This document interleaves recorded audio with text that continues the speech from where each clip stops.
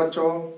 Last lecture में आपको जो मैंने बेसिक 6 फॉर्मूले के बारे में डिस्कस किया था, उसमें आपको ये ध्यान रखना है कि ऊपर की तरफ, यानी कि अगर मैं बात करता हूं न्यूमरेटर की, न्यूमरेटर में कोई भी वेरिएबल नहीं होना चाहिए, या ये कहें कि न्यूमरेटर में कुछ भी नहीं होना चाहिए, ऊपर की तरफ कुछ भी नहीं होना चाहिए, क्योंकि वहां पे डीएक्स होता है। डीएक्स मतलब एक्चुअल में वहां कुछ नहीं है, आप ये कह सकते हैं। और डिनोमिनेटर में आपने देखा होगा, यानी नीचे की तरफ आपने देखा होगा, जैसे वेरिएबल का स्क्वायर फिर माइनस, तो 3 फॉर्मूले हमारे पास में, x square minus a square. Denominator की मैं बात कर रहा हूं, dx upon x square minus a square, dx upon x square plus a square, dx upon a square minus x square. और बाकी के जो 3 हैं वो इनके अंडर रूट वाले हैं। इन फॉर्मूलेस को बहुत अच्छे से आपको अप्लाई करना आना चाहिए। अगर आपने अभी तक भी इनको रेडी नहीं किया है तो लास्ट लेक्चर को जाकर के बहुत अच्छे से रेडी कीजिए, फिर आज के लेक्चर को कंटिन्यू कीजिए। आज के लेक्चर में बहुत इंपॉर्टेंट कॉन्सेप्ट के बारे में हम डिस्कस करने वाले हैं, और कहीं ना कहीं यहां से एक अच्छा सा क्वेश्चन एग्जाम में पूछा जाता है, बड़ा क्वेश्चन यहां से पूछा जाता है, मैक्सिमम मार्क्स का क्वेश्चन पूछा जाता है। और टॉपिक का नाम है integration by partial fraction method. आज के लेक्चर में इस बात का जरूर ध्यान रखिएगा कि हम स्टेप टू स्टेप, यानी कि छोटे छोटे पॉइंट्स में स्टेप टू स्टेप कह लो, कि हम बहुत माइन्यूटली, बहुत बारीकी से कुछ कॉन्सेप्ट को बताने वाले हैं। बाद में जाकर के हम सारे कॉन्सेप्ट को कहीं ना कहीं कनेक्ट कर देंगे, मर्ज कर देंगे, और उनको आपको अच्छे से समझना है, उनको आगे से ध्यान रखना है। फिर उस पर बेस कुछ क्वेश्चंस को हम ट्राई करेंगे। तो देखिए मेरे साथ, करते हैं स्टार्ट। जैसे मैं आपसे एक छोटा सा क्वेश्चन पूछता हूं कि हमारे पास में 1 अपॉन एक्स प्लस 1, ठीक है, माइनस 1 अपॉन एक्स प्लस 2, बिल्कुल ब्लैंक होकर के, बिल्कुल फ्री होकर के इस कॉन्सेप्ट को देखिएगा, समझिएगा, और कोई भी डाउट आते हैं तो व्हाट्सएप कीजिएगा। मैं आपसे पूछता हूं कि 1 upon x plus 1 minus 1 upon x plus 2, और मैं नहीं लिखता इसमें कि करना क्या है, तो ये समझ लो कि ऑटोमेटिकली, जैसे हम 10/5 लिखने के बाद में नहीं पूछते कि इसमें क्या करना है, हम ऑटोमेटिक इसको ऐसे कर देते हैं। तो ऐसे ही समझिए कि अगर मैं आपको ये लिख करके दे दूं और बताऊं भी नहीं कि इसमें क्या करना है, आप ऑटोमेटिक इसको ऐसा कर देने वाले हैं, राइट, ठीक है। और फिर आप क्या करोगे, x plus 2 minus x plus 1, और finally x plus 2 minus x minus 1 upon x plus 1 x plus 2। हम देखेंगे ये आ गया 1 upon x plus 1 x plus 2, ठीक है बच्चों। ऊपर ये वाटर टैंक है ना, ऐसे समझो, पानी की टंकी छत पे रखी हुई है, और नीचे कुछ ऐसे समझो कि यहां से वाटर ड्रॉप है ना, टैप है ये, राइट, ठीक है। तो अब मैं आपसे ये चीज पूछता हूं कि यहां से पानी, ऊपर से पानी को नीचे लाने में कोई प्रॉब्लम नहीं है, मतलब बहुत इजीली ये पानी नीचे आ सकता है। क्या यही पानी नीचे से ऊपर वापस से इसमें चढ़ाया जा सकता है? उतना ही इजीली, उतना ही आसानी से, राइट। जवाब आएगा नहीं सर। इसी तरीके से ये मान लीजिए वाटर टैंक, पानी की टंकी से, और ये नीचे आना पानी का, ये मेथड जितना इजी है। अब मैं आपसे ये कह दूं कि मैं आपको x प्लस 1 और x प्लस 2 दे देता हूं, और आप मुझे इसको ऐसे लिख दीजिए। जितना अच्छे से आपको ये वाला मेथड पता है, उतना ही अच्छे से इसको ऐसे लिखने का आपको मेथड नहीं पता, आप एक अंदाजा ही लगाओगे। इसको वापस से यहां पहुंचाने वाला जो मेथड है, उसे ही तो पार्शियल फ्रैक्शन बोला जाता है, पार्शियल फ्रैक्शन। और वो एक जनरल मैथमेटिक्स है, उसका इंटीग्रेशन से कोई लेना देना नहीं है, लेकिन आज तक हमने उस मेथड को कभी भी डिस्कस नहीं किया है, क्योंकि मैथमेटिक्स में अभी तक के केस में ऐसा कहीं कोई कॉन्सेप्ट, कोई चैप्टर नहीं आया था जिसमें पार्शियल फ्रैक्शन का हमें यूज करना हो। तो देखिए हम इसको कैसे अंजाम देते हैं, इस कॉन्सेप्ट को हम समझते हैं, इसके स्टेप को समझते हैं, कैसे हम इस क्वेश्चन को वापस से कन्वर्ट करते हैं, अलग अलग करते हैं नीचे के फैक्टर को। तो अभी आपने देखा हमें मिला 1 अपॉन एक्स प्लस 1 और x प्लस 2, ये हमारे पास, ठीक है, तो देखिए इसको कैसे करते हैं।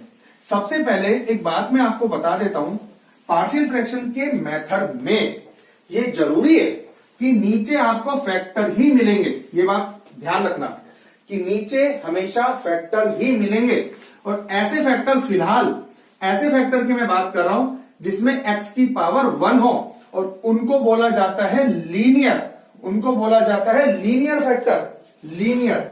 फिर से देखिए, पार्शियल फ्रैक्शन में जो केस हमें डिस्कस करना है, सबसे पहले उसमें आपको नीचे जो फैक्टर मिलेंगे वो लीनियर मिलेंगे, यानी x की पावर 1, x की पावर 1, राइट। इसमें आपको बिल्कुल भी नहीं सोचना है, और फैक्टर अगर नहीं है तो कोशिश करना बनाने की, ठीक है, बन जाएंगे। अब मान लीजिए नीचे ऐसा कुछ मिल गया कि फैक्टर नहीं बन रहे हो, वो बाद में देखेंगे उसको क्या करना है, लेकिन फिलहाल आपको ऐसा मिल जाएगा नीचे कि आप फैक्टर बना सकते हो या फिर फैक्टर बने बनाए मिल गए हो, उसमें आपको टेंशन लेने की कोई जरूरत नहीं है। अब देखिए आपको क्या करना है कि नीचे x+1 लिखना है, फिर बीच में हमेशा प्लस का साइन, हमेशा, फिर इसके नीचे अलग अलग करके लिख देना है, और यहां a और यहां b। a और b पूरे क्वेश्चन में पहले कहीं यूज नहीं हुए हो, यहां पे वो इंग्लिश अल्फाबेट यूज करना है जो पहले कहीं यूज नहीं हुए हो। सबसे पहले आपको क्या करना है, a अपॉन फर्स्ट वाला factor plus b upon second वाला फैक्टर, फिर दोनों को साथ साथ लेकर के चलना है। 1 अपॉन x+1, x+2, और यहां से x+1, x+2, यहां से एलसीएम लेना है, फिर सोल्व करना है। कहने का मतलब ऐसा है कि आपको इसको सोल्व कर लेना है, और ये आ गया b इंटू x+1। हमेशा ध्यान रखिएगा नेक्स्ट स्टेप में ही इनका ये एलसीएम कैंसिल होना चाहिए। अगर कैंसिल नहीं हो रहा है तो आपने कहीं गड़बड़ कर दी है, कैंसिल जरूर होता है, कैंसिल हो जाना चाहिए। तो फाइनली ये क्या बना, 1 इज इक्वल टू, इसको आगे मल्टीप्लाई कर दीजिए, ax plus 2a plus bx plus b। फिर आपको क्या करना है, x वाले तो एक साथ ले लेने, और जिसमें x नहीं है, जिसे कांस्टेंट बोला जाता है, उसको एक साथ कर लीजिए। अब इसको हम यहां पे कंपेयर करेंगे, तो 0x प्लस 1, क्योंकि 0 को किसी के साथ भी आप मल्टीप्लाई करोगे तो कुछ नहीं आता है, तो ये 1 ही लिखा है मैंने, तो ये आ गया a plus B into X plus 2a plus B. तो जब आप दोनों तरफ कंपेयर करोगे तो आप देखेंगे x के साथ जो यहां बैठा है और x के साथ जो यहां बैठा है, तो ये हो गया a plus B is equal to 0, number 1। चलिए नंबर 1 इसको हम दे देते हैं, ये हो गया नंबर 2, और फाइनली जो यहां कांस्टेंट बच गया यानी 2a plus B is equal to 1, इसको नंबर 3। तो इन दोनों को आपको सोल्व करना है, a और b की वैल्यू निकाल लेनी है, चाहे रफ में सोल्व करके यहां डायरेक्ट लिख दीजिए या फिर कर लीजिए a is equal to minus b, है ना, फ्रॉम 3 and 4 2a।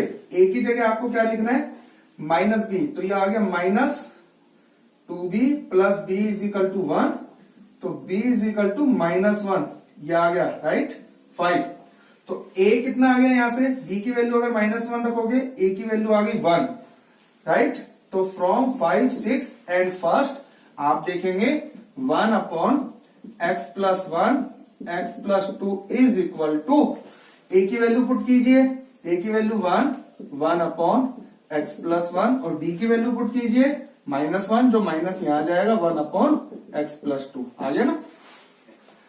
करना कैसे है, लीनियर वाले फैक्टर में कि सबसे पहले a अपॉन, फिर प्लस b अपॉन, फिर आप अपने आप से पूछ करके देखो कि नेक्स्ट स्टेप में आप क्या करोगे। अगर मैं कुछ नहीं बताऊंगा आप एलसीएम लोगे, जो कैंसिल हो रहा है कैंसिल करना है, यहां तक आप लिख लोगे। इसके बाद हमेशा ध्यान रखना कि इसमें से x वाले कोफिशिएंट आपको करने हैं और जो जिसमें x नहीं है उनको करना है, दोनों तरफ कंपेयर करके a प्लस बी में इक्वेशन, यानी a और b में इक्वेशन, क्योंकि हमें यहाँ पर a और b की वैल्यू चाहिए, तो इन दोनों को सॉल्व करके आपको a और b की वैल्यू ले आनी है, और आप देखेंगे यहां पर ये हमने इसको सेपरेट कर दिया है। देखिए इस मेथड को हम अभी, जिसमें 3 फैक्टर यूज होते हैं, इस मेथड को 3 फैक्टर के लिए करके देखते हैं। देखिएगा जिसमें 3 फैक्टर यूज होते हैं, कैलकुलेशन थोड़ी सी बड़ी हो जाएगी लेकिन कोई बात नहीं, आफ्टर ऑल हमें करना भी है ना, उस तरीके को सीखना भी है और प्रैक्टिस भी हो जानी है। मान लीजिए मेरे पास में है x plus 1, x plus 2 x+3 ये है। ठीक है, तो मैंने आपको क्या बताया कि a upon plus b upon plus c upon ये आ गया। हमें एबीसी की वैल्यू फाइंड करनी है नंबर 1, आप ऐसे समझ लीजिए। फिर नेक्स्ट स्टेप में 1 अपॉन x+1 x+2 x+3 सबको पता है कि एलसीएम ही लेना पड़ेगा। x+1 x+2 x+3 a into x+2 x+3 plus b into x+1 x+3 plus c into ये आ गया x+1 x+2। ठीक है, LCM cancel out. 1 is equal to, देखिए मल्टीप्लाई कीजिए x², right, 3x 2x 5x plus 6 x² 4x plus 3 x² 3x plus 2। Finally 1 is equal to x² का coefficient लीजिए, जैसा कि मैंने आपको बताया था x के चाहे x की पावर कितनी भी हो उसके कोफिशिएंट्स आपको बनाने हैं। देखो कैसे बना रहा हूं मैं, a अंदर जाकर के जब मल्टीप्लाई होगा तो सबसे पहले मैं x² को कैलकुलेट कर रहा हूं कि जब a अंदर जाकर के मल्टीप्लाई होगा, है ना, तो ax² बनेगा, b अंदर जाकर के bx² तो a plus b plus c x², यही तो आएगा, x² की बात कर रहा हूं। फिर प्लस a अंदर जाकर के इससे मल्टीप्लाई होगा तो 5ax बनेगा, x हम बाहर लिख देंगे। इतना तो अब आपसे उम्मीद की जाती है कि आप डायरेक्ट कीजिए, 3c और ये x, और इसी तरीके से यहां पे 6a 3b 2c ये आ गया। और जैसा कि मैंने बताया भी था कि अगर आप कंपेयर करते हैं, यहां x² है यहां नहीं है, तो 0x², 0x प्लस 1, और एज इट इज इसको हमें यहां पे लिख लेना है। यह आ गया plus 5a plus 4b plus 3cx plus 6a plus 3b plus 2c। जब आप कंपेयर करोगे तो आप देखिए क्या क्या मिलने वाला है, a plus b plus c is equal to 0, एक तो आपको ये मिलेगा नंबर 2। ठीक है, फिर 5a plus 4b plus 3c is equal to 0, एक ये नंबर 3, और एक 6a plus 3b 2c is equal to 1, और ये नंबर 4 ये आ गया। ठीक है, अब इस इक्वेशन को कैसे सॉल्व करोगे? मैक्सिमम क्वेश्चन में आपको इस तरीके की इक्वेशन मिलने वाली है, तो इसको अच्छे से समझ लीजिएगा कि कैसे सॉल्व करते हैं। देखिएगा मैं आपको समझा देता हूं। इसमें तीनों इक्वेशन में से किसी भी एक इक्वेशन को पकड़ लीजिए और उस इक्वेशन में जो 3 वेरिएबल यूज हो रहे हैं, अननोन जिनकी वैल्यूज हमें फाइंड करनी है, जो 3 अननोन यूज हो रहे हैं, है ना, जो भी 3 अननोन यूज हो रहे हैं उसमें से किसी एक की वैल्यू बाकी दो में कैलकुलेट कर लीजिए। जैसे ए को इधर रख लिया, बाकी दो को उधर फेंक दिया, तो ए की वैल्यू आ गई भाई, है ना। इस इक्वेशन को छेड़ दिया हमने और इस वैल्यू को इन दोनों में डाल दीजिए। किसी एक से तो वैल्यू लीजिए और बाकी जो 2 बच गई उसमें डाल दीजिए, इसमें मत डालना, बाकी जो 2 बच गई। तो ये क्या होगा, 5 इंटू ए की वैल्यू डालो minus b minus c plus 4b plus 3c is equal to 0।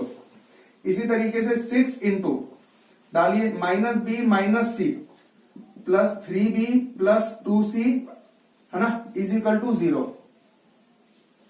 ठीक है, तो जब आप सोल्व करोगे तो माइनस 5b, ए तो खत्म कर दिया ना, तो पूरा बी और सी में नजर आएगा आपको, minus 5c plus 4b plus 3c is equal to 0, है ना, माइनस 6b माइनस 6c और 3b plus 2c is equal to 0। तो फाइनली आप देखेंगे इन दोनों को अगर आप सॉल्व करोगे तो माइनस b, है ना, minus 2c is equal to 0, और इसको कांटेक्ट करोगे minus 3b minus 4c is equal to 0। तो एक ये बन गई और एक ये बन गई, राइट, 6 और ये 7। अब ध्यान से देखिएगा, क्या इन दोनों को सॉल्व नहीं कर सकते आप? बिल्कुल कर सकते हैं। किसकी वैल्यू आ जाएगी यहां से, बी और सी, इन दोनों को सॉल्व करना है। कर दिया, यहां तक आ गए। यहां से यानी इन दोनों से किसकी वैल्यू आ जाएगी, यहां ए की आ गई ना तीनों वैल्यूज, और उनको यहां पे आप पुट कर दीजिए। ठीक है, तो वही आपको क्या करना है, लीनियर के केस में बता रहा हूं, बाकी का केस हम डिस्कस करेंगे। सबसे पहले a upon plus b upon c upon, और as usual LCM LCM cancel out. तो आप देखेंगे एक्स स्क्वायर, तो एक्स स्क्वायर का कोफिशिएंट अलग कर देना, एक्स का अलग कर देना, कांस्टेंट अलग कर देना, तीनों को अलग अलग। जब भी तीन इक्वेशन इस तरीके से हमारे पास में आ जाती है, तो किसी एक को डिस्टर्ब करके ए की वैल्यू निकाल लीजिए और उसको दोनों में पुट कर दीजिए। तो आप देखेंगे कि बी और सी में इक्वेशन आ जाएगी, जिसको हमें सोल्व करना बहुत इजीली आता है। बी और सी की वैल्यू हमारे पास आने के बाद में यहां से हम ए की वैल्यू एंड देन इसमें आप फायर कर दीजिए, पुट कर दीजिए। तो आपको एबीसी की वैल्यू मिलने के बाद में यहां से यहां इजीली आप पहुंच जाएंगे। ठीक है भाई, ये वाला मेथड समझ गए आप? तो ऐसा आपको करना है। ठीक है, अब जैसे देखो, अब क्वेश्चन बनता है कि भाई आप इसका यूज कहां करोगे, इंटीग्रेशन में इसका यूज आप कहां करेंगे? तो देखिए मैं आपको बताता हूं। देखिए इंटीग्रेशन में हम इसका यूज कहां और कैसे करने वाले हैं। देखो भाई, हम इसी क्वेश्चन को इंटीग्रेट करेंगे अभी, जो क्वेश्चन आपके सामने लिखा हुआ है। ठीक है, और फिर देखते हैं। देखिए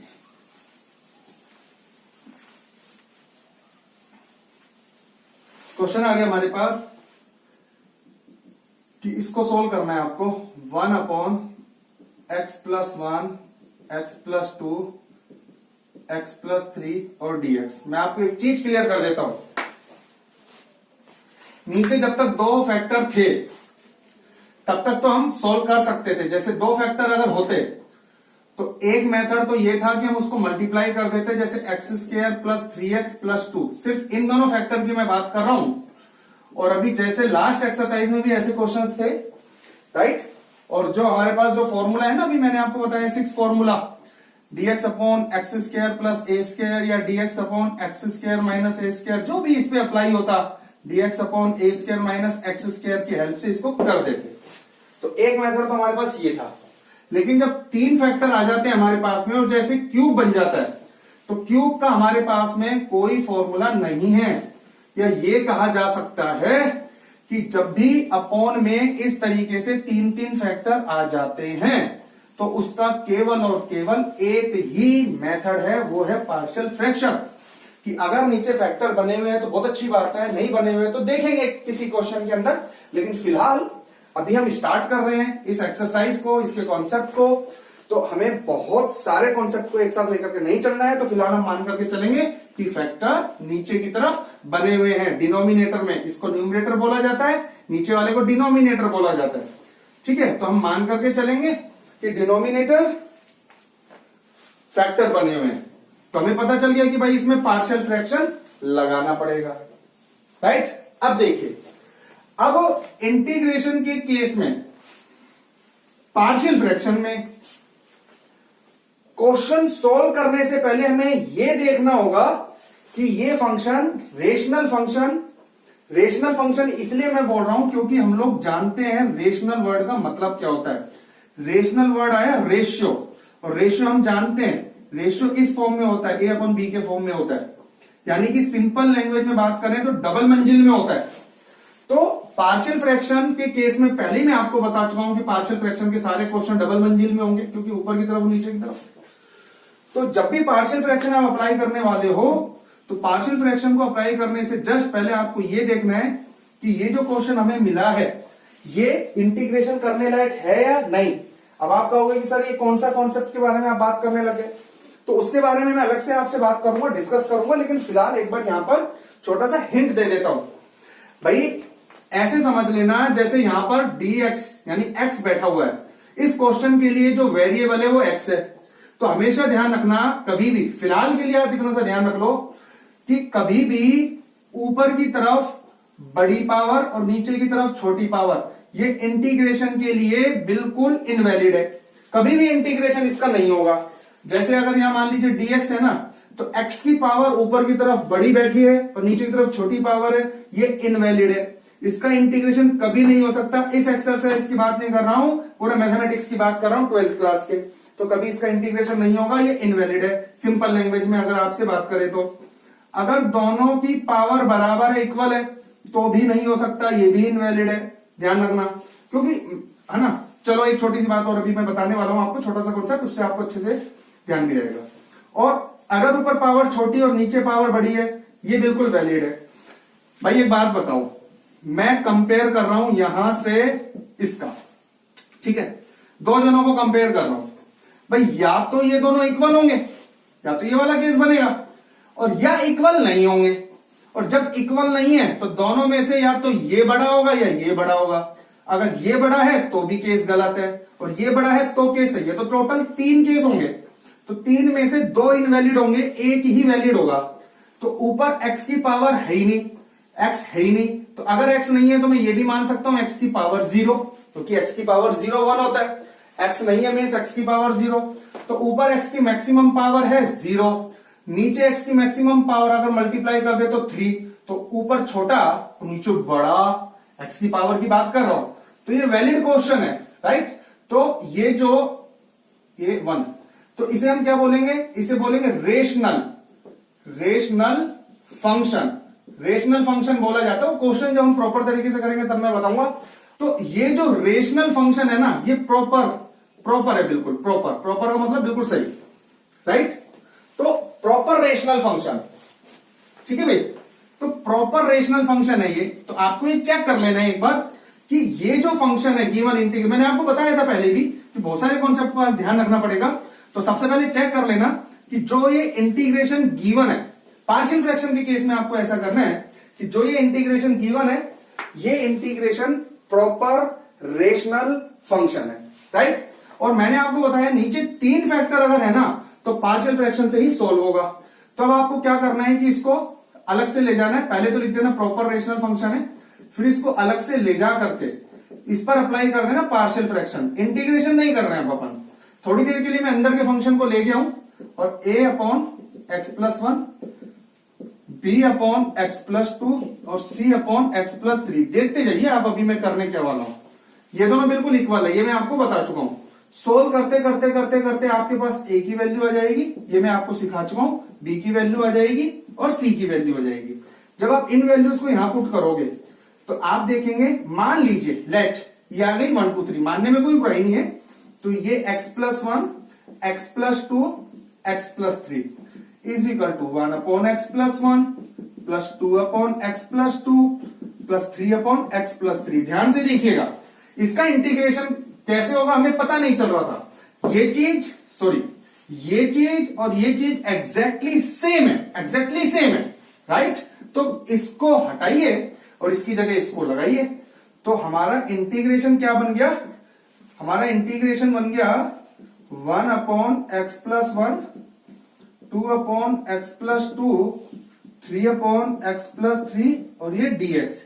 और आप इसको अलग अलग कर दीजिए, dx upon x plus 1, 2 dx upon x plus 2, ठीक है, और 3 dx अपॉन एक्स प्लस 3। और आप देखेंगे अब इसका इंटीग्रेशन इजीली हो सकता है, लॉग ऐसे ये लॉग और ऐसे ये लॉग। तो आप देखेंगे क्वेश्चन सोल्व हो गया। तो पार्शियल फ्रैक्शन के मेथड से ये हमें कहीं ना कहीं कॉन्सेप्ट को ये क्वेश्चन को सोल्व करने में ये हमें कहीं ना कहीं फायदा मिलता है। कहीं ना कहीं इस कॉन्सेप्ट को यूज करने का हमें तरीका पता चलता है कि आपको इस तरीके के क्वेश्चन को इंटीग्रेट करने में प्रॉब्लम आ रही थी, आप इसको इसमें कन्वर्ट कर दीजिए। करें कैसे, वही तो आज मैंने आपसे डिस्कस किया, पार्शियल फ्रैक्शन से इसमें कन्वर्ट करने के बाद में। तो अब आपको ये पता चल गया कि ठीक है, इसका इंटीग्रेशन नहीं कर सकते, ये इसके इक्वल है, इसका तो कर सकते हैं, लेकिन इसको इसमें कैसे कन्वर्ट करें। वो पार्शियल फ्रैक्शन मेथड था जो इंटीग्रेशन का नहीं था, जनरल मेथड था, और इसको हम यहां अप्लाई करेंगे। तो आप देखिए यहां कहीं भी इंटीग्रेशन का सिंबल मैंने यूज नहीं किया है, तो इतना इंटीग्रेशन नहीं है। इंटीग्रेशन या तो यहां था या ये और ये थे। तो इंटीग्रेशन कहीं ना कहीं वही बेसिक इंटीग्रेशन है, 0.1 0.2 वाले। तो देख लीजिए आप, पार्शियल फ्रैक्शन के जो ये 8-10 स्टेप हैं, ये तो पार्शियल फ्रैक्शन के स्टेप है, इंटीग्रेशन के नहीं है। इंटीग्रेशन तो वही सिंपल फॉर्मूलेज हैं। तो पार्शियल फ्रैक्शन का एक केस हमने आज डिस्कस किया। नेक्स्ट लेक्चर के अंदर हम डिस्कस करेंगे इसके बाकी नेक्स्ट केस को। आप इस केस को बहुत अच्छे तरीके से समझिएगा, कोई भी डाउट आता है तो व्हाट्सएप कीजिएगा। मिलते हैं नेक्स्ट लेक्चर में। All the best.